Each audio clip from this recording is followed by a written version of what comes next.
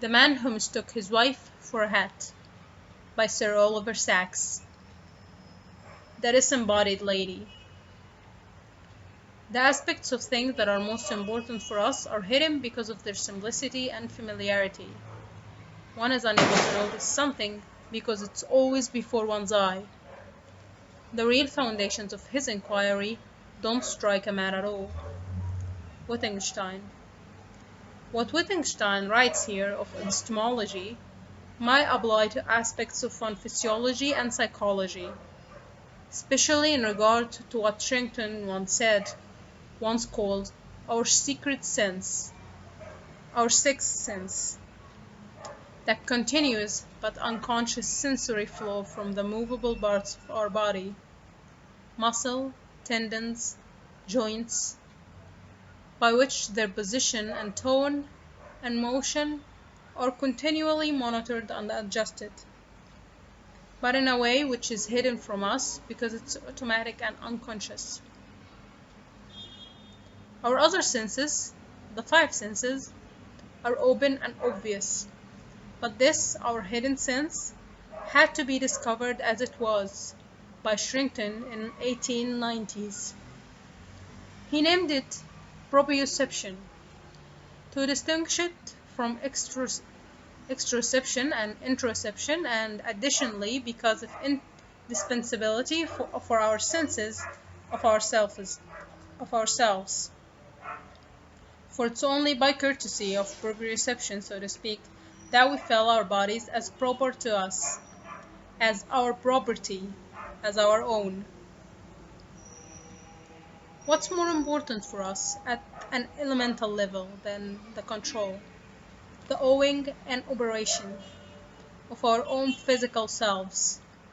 And yet it's so automatic, so familiar, we never give it a thought. Jonathan Miller produced a beautiful television series, The Body in Question. But the body, normally, is never in question. Our bodies are beyond question, or perhaps beneath question. They're simply unquestionably there. This unquestionability of the body, its certainty, is, for Wittgenstein, the start and basis of all knowledge and certainty. Thus, in his last book, on certainty, he opens by saying, "If you don't know that here is one hand, we will grant you all the rest."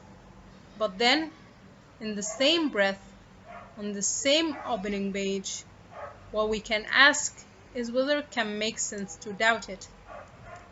And a little later, can I doubt it? Grounds for doubt are lacking. Indeed, his book might be titled On Doubt, for it's marked by doubting no less than affirming. Specifically, he wonders, and one in turn may wonder whether these thoughts were perhaps incited by his working with patients in a hospital in the war. He wonders whether there might be situations or conditions which take away the certainty of the body, which do give one grounds to doubt one's body. Perhaps indeed to lose one's entire body in total doubt. This thought seems to haunt his last book like a nightmare. Christina was a strapping young woman of 27, given to hockey and riding, self-assured, robust in body and mind. She had 2 young children and worked as a computer programmer at home.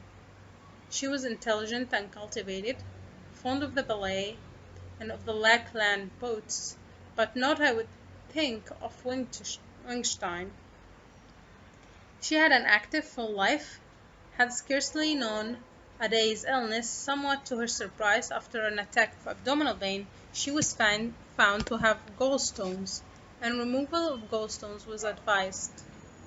She was admitted to hospital 3 days before the operation date, and placed on an antibiotic for microbial prophylaxis. This was purely routine, a precaution, no complication of any sort being expected at all. Christina understood this, and being a sensible soul, she had no great anxieties.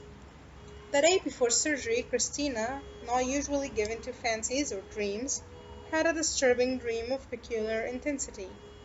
She was swaying wildly in her dreams, very unsteady on her feet, could hardly feel the ground beneath her, could hardly feel anything in her hands, found them flailing to and fro, kept dropping whatever she picked up. She was distressed by this dream. "I never had one like it," she said. "I can't get it out of my mind." So distressed that we requested an opinion from a psychiatrist. "Pre-operative anxiety," he said. "Quite natural, we see it all the time." But later that day the dream came true. Christina did find herself very unsteady on her feet, with awkward flailing movements and dropping things from her hands. The psychiatrist was being called. He seemed vexed at the call, hot also, momentarily uncertain and bewildered. "Anxiety hysteria," he now snapped, in dismissive tone. "Typical conversion symptoms. You see them all the while."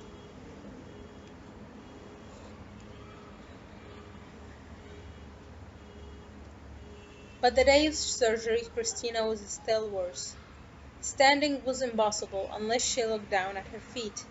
She could hold nothing in her hands, and they wandered, unless she kept an eye on them, as if some essential control or coordination was done.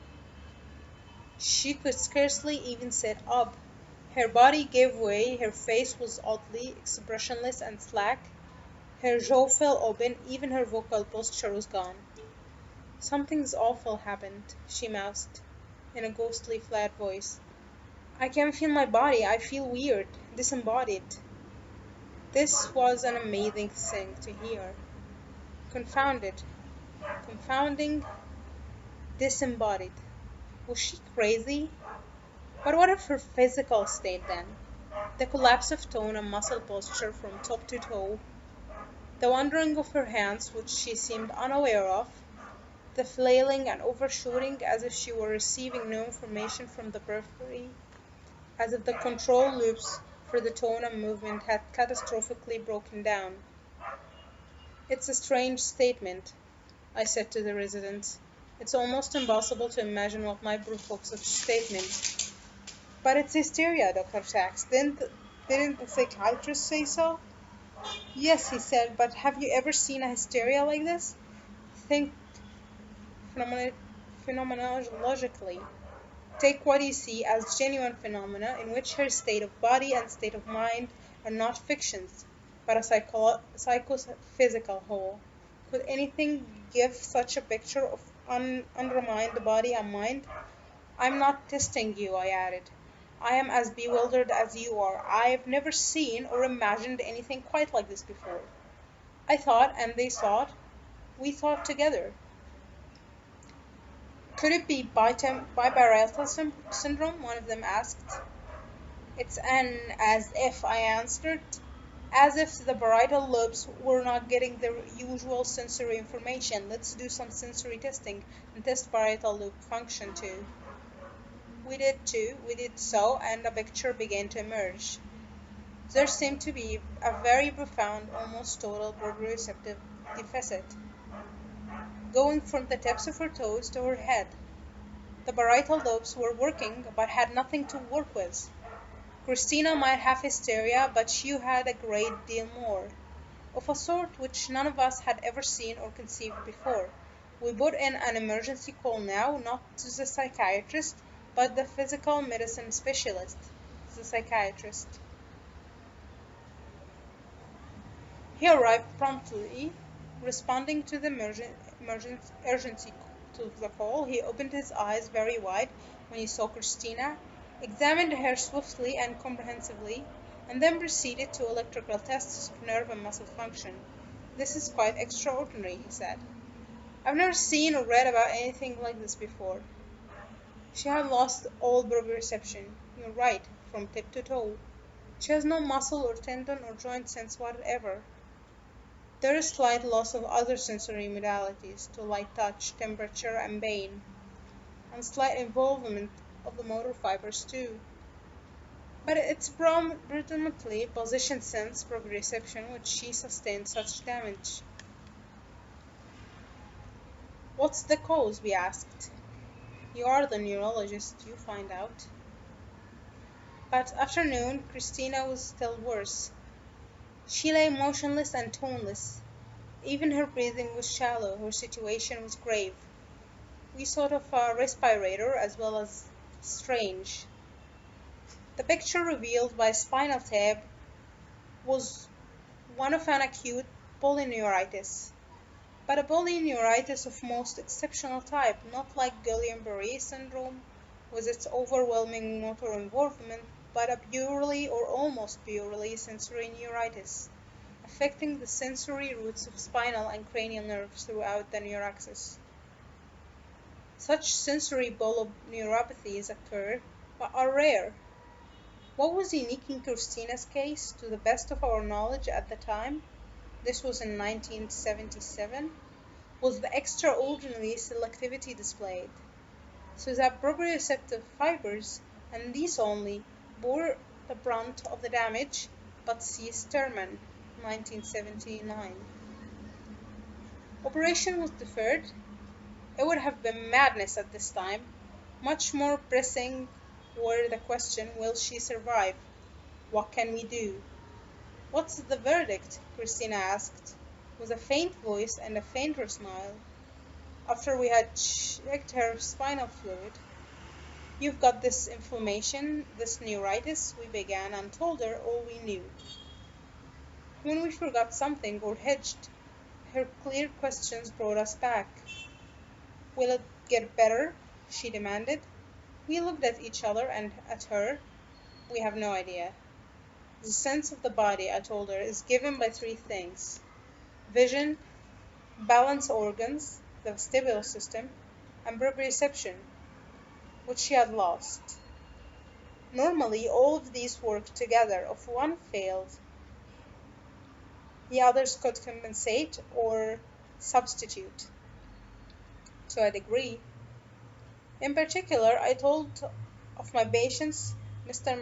McGregor, who, unable to employ his balance organs, used his eyes instead, and of patients with neurocephalus, tabes dorsalis, who had similar symptoms but confined to the legs,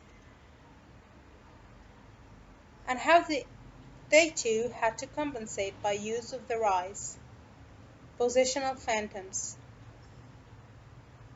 and how, if one asked such a patient to move his legs, he was apt to say, "Sure, doc, as soon as I find them." Christina listened closely with a sort of desperate attention. "What I must do, then," she said slowly, "in use vision, use my eyes in every situation where I used, what do you call it, proprioception before. I have already noticed," she added musingly, "that I might lose my arms. I think they are one place, and I find they are another. This proprioception is like the eyes of the body, the way the body sees itself, and if it goes as it's gone with me, it's like the body's blind. My body can't see itself if it's lost its eyes, right? So I have to watch it, be its eyes, right?" "Right," I said. "Right, you could be a physiologist." "I will never have to be of the sort of as a physiologist," she rejoined, "because my physiology has gone wrong, and may never naturally go right." It was as well that Christina showed such strength of mind from the start, for though the acute inflammation subsided and her spinal fluid returned to normal, the damage it did to her proprioceptive fiber persisted, so that there was no neurological recovery a week or a year later.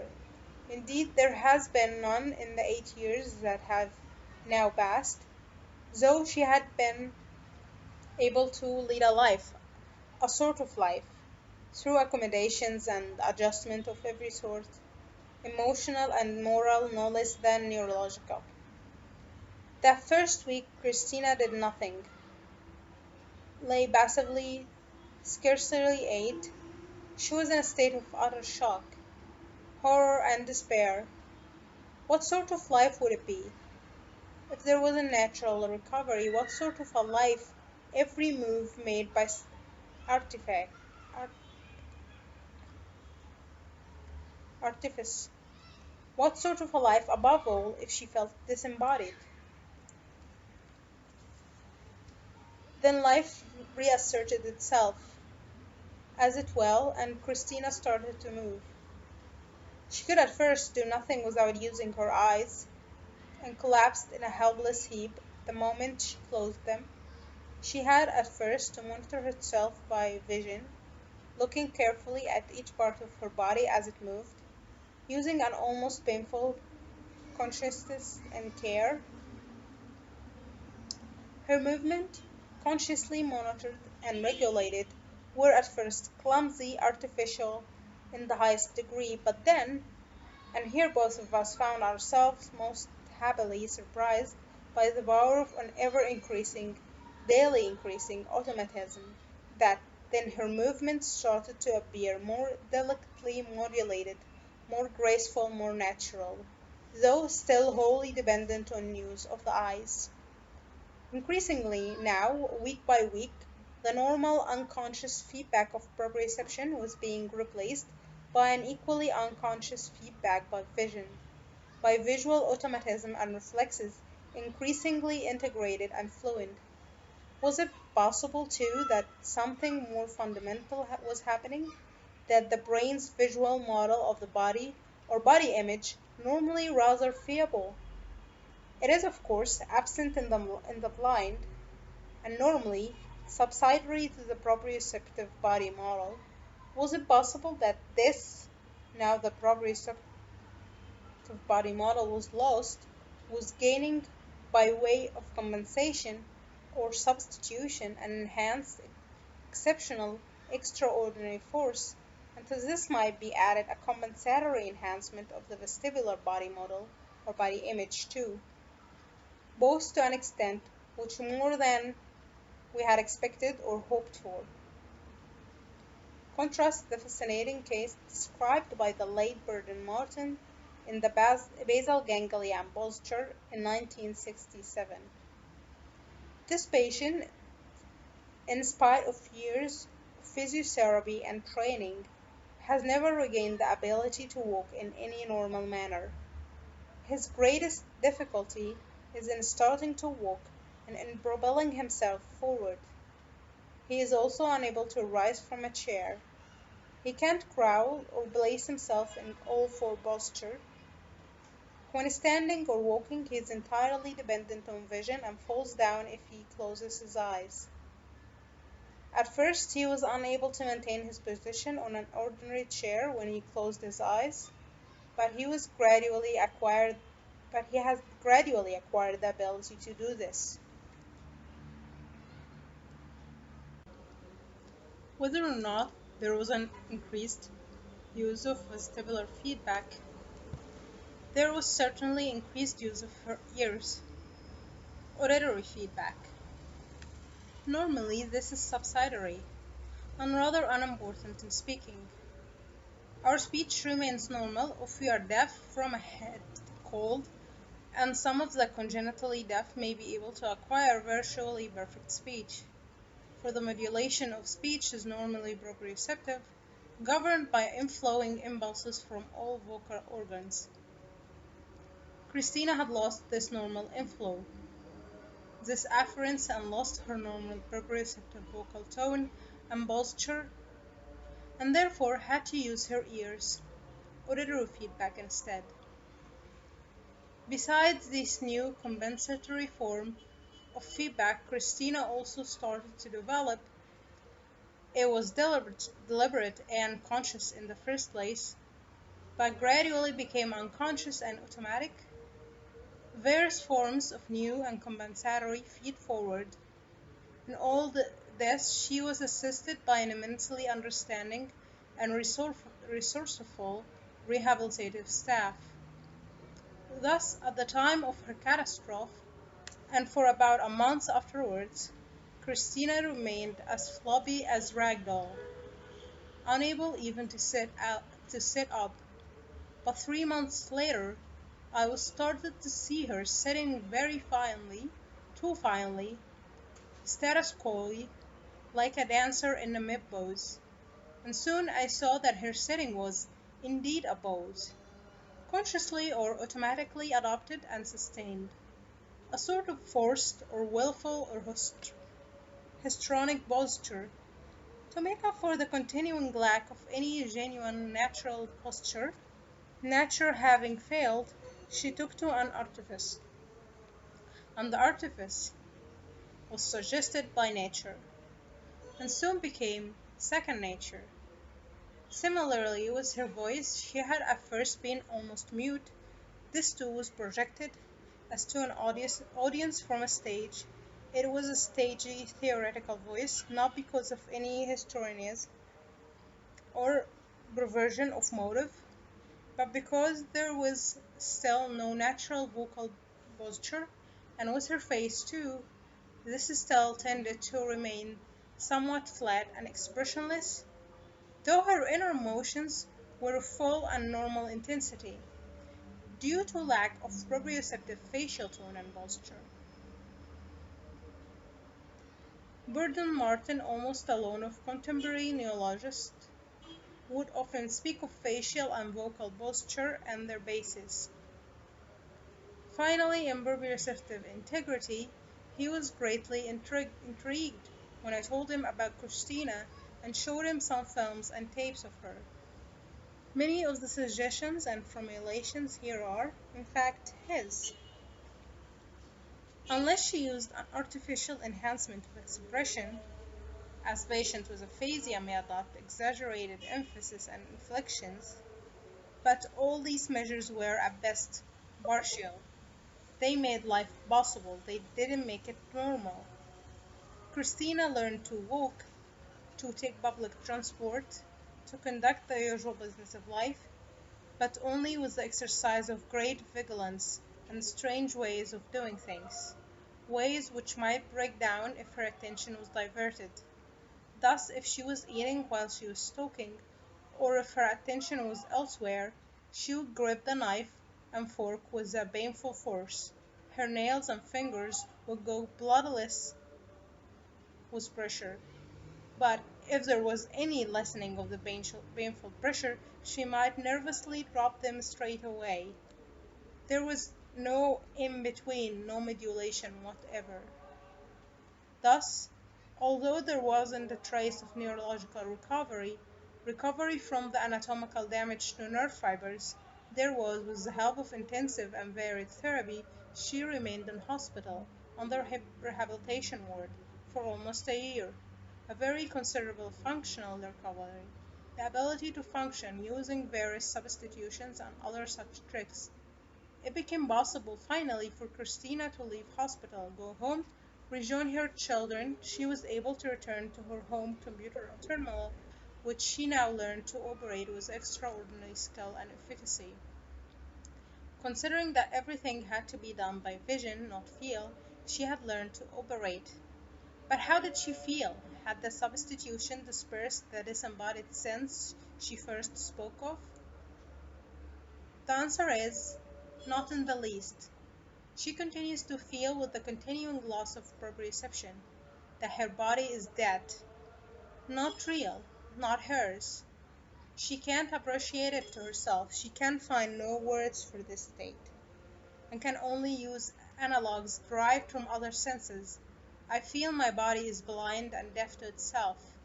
It has no self, no sense of itself. These are her own words. She has no words, no direct words to describe this breftness, this sensory darkness or silence akin to blindness or deafness. She has no words, and we lack words too, and society lacks words and sympathy for such states. The blind, at least, are treated with solicitude. We can imagine their state, and we treat them accordingly. But when Christina, painfully, clumsily mounts a bus, she receives nothing but uncomprehending and angry snares. What's wrong with you, lady? Are you blind? Or blind drunk? What can she answer? I have no proprioception? The lack of social support and sympathy is an additional trail. Disabled, but was the nature of her disability not clear, she is not, after all, manifestly blind or paralyzed, manifestly anything. She tends to be treated as a phony or a fool. This is what happens to those with disorders of hidden sense. It happens also to patients who have a vestibular impairment or who have been labyrinthectomized. Christina is condemned to live in an undescribable, unimaginable realm, though non-realm nothingness might be better words for it. At times she breaks down, not in public, but with me. If only I could feel, she cries. But I've forgotten what it's like. I was normal, wasn't I? I did move like everyone else. Yes, of course. There is no of course. I can't believe it. I won't prove. I show her a home movie of herself with her children, taken just a few weeks before her bilirubinitis. Yes, of course, that's me. Christina smiles and then cries. But I can't identify this graceful girl anymore. She's gone. I can't remember her. I can't even imagine her. It's like something being scooped right out of me, right at the center. That's what they do with frogs, isn't it? They scoop out the center, the spinal cord, they bith it. That's what I am, bithed like a frog. Step up, come and see Chris. The first best human being. She has no perception, no sense of herself. Disembodied Chris, the biscuit girl. She laughs wildly with an edge of hysteria. I calm her. Tom now, while thinking, is she right? For, in some sense, she is biscuit, disembodied, a sort of wraith. She has lost, with her sense of proprioception, the fundamental organic mooring of identity, at least of that corporeal identity, or body ego, which Freud sees at the basis of self. The ego is first and foremost a body ego. Some such depersonalization or derealization must always occur. When there are deep disturbance of body perception or body image, Weir Mitchell saw this and incomparably described it when he was working with amputees and nerve-damaged patients in the American Civil War and in a famous quasi-fictionalized account, but still the best, phenomenologically most accurate account we have, said through the mouth of his physician patient, George Didlow, I found to my horror that at times I was less conscious of myself, of my own existence, than used to be the case. This sensation was so novel that at first it quite bewildered me. I felt like asking someone constantly if I were really George Didwall or not, but, well aware of how absurd I should seem after such a question, I refrained from speaking of my case, and strove more keenly to analyze my feelings. At times the conviction of my want of being myself was overwhelming and most painful. It was, as well as I can describe it, a deficiency in the egoistic sentiment of individuality. For Christina there is this general feeling, this deficiency in the egoistic sentiment of individuality, which has become less with accommodation, with the passage of time, and there is this specific organically based feeling of disembodiedness which remains as severe and uncanny as the day she first felt it. This is also felt, for example, by those who have high transaction of the spinal cord, but they of course are paralyzed, whereas Christina, though bodiless, is up and about. There are brief partial reprieves where her skin is stimulated. She goes out when she can. She loves open cars where she feels the wind on her body and face. Superficial sensation, light touch is only slightly impaired. It's wonderful, she says. I feel the wind on my arms and face, and then I know faintly I have arms and face. It's not the real thing, but it's something. It lifts his horrible dead veil for a while. But her sensation is and remains Wittgenstein's one. She doesn't know. Here is one hand. Her loss of proprioception, her differentiation, has deprived her of her existential, her epistemic basis, and nothing she can do or think will alter this fact. She can be certain of her body. What would Wittgenstein have said in her position? In an extraordinary way, she has both succeeded and failed.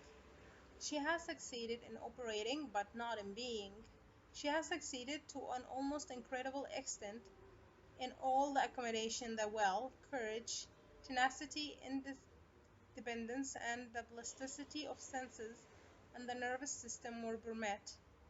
She faces an unprecedented situation, has battled against unimaginable difficulties and odds, and has survived as an indomitable, impressive human being. She is one of those unsung heroes or heroines of neurological affliction, but still and forever she remains defective and defeated. Not all the spirit and ingenuity in the world, not all the substitutions or compensations the nervous system allows, can alter in at least her continuing and absolute loss of proprioception. That vital sixth sense without which a body must remain unreal, unpossessed. Pure Christina is pissed. In 1985, as she was 8 years old, and will remain so for the rest of her life is unprecedented. She is, so far as I know, the first of her kind, the first disembodied human being. Postscript. Now Christina has a company of a sort. And I understand from Dr. H. Schomburg, who is the first to describe this syndrome, that large number of patients are turning up everywhere now with severe sensory neuropathies. The worst affected have body image disturbances like Christina. Most of them are health fetists or are on a mega vitamin craze and have been taking enormous quantities of vitamin B6, pyridoxine. Thus, there are now some hundred of disembodied men and women, though most, unlike Christina, can hope to get better as soon as they stop poisoning themselves with pyroxidine.